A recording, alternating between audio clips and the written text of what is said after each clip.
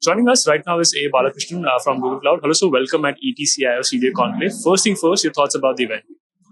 I think it's a good collection of practitioners and decision makers and business executives. So, what is important is it cannot be a tech message, it cannot be a business message, it has to be a mix of both of them.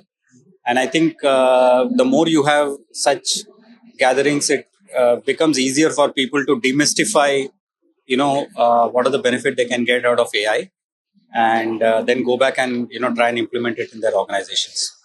Now, what are the key trends that you see that's emerging in this category?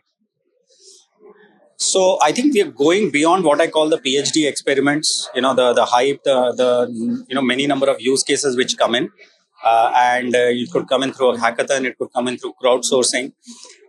What brings outcomes for an organization is when you tie it to business initiatives and the strategic initiatives required for the business.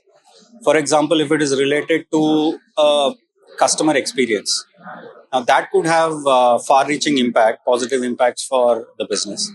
Whereas if you're doing it as a small experiment internally, it might not bring any business results. It could be a good experiment, but it might not bring business results. So a top-down approach and a bottoms-up approach are both required to ensure that the right use cases are prioritized for their, feasibility, for the fact that they have alignment, and for the fact that they have business value. And once you have those in line for the use cases, it becomes easier for the org to realize benefits very, very quickly. Then you can have a lot of multiplier effect for the GenAI use cases. Okay.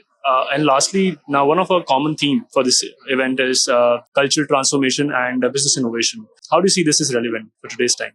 See, among the normal business priorities are improving revenues, reducing cost, and improving productivity, and reducing risk. These are the standard business ones. I think enabling innovation has become the fourth pillar, because I think that's where things like generative AI sort of come in, right? So that's where your innovation piece comes in.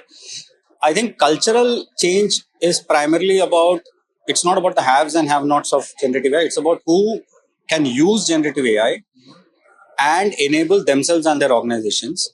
And so you don't need to be a coder now. You don't need to be a deep, neural network scientist, or you don't need to be a full-fledged practitioner of scientific AI. But, with all the tool sets available around LLMs and the prompts, you might as well turn it around for significant results for yourself and for your organization.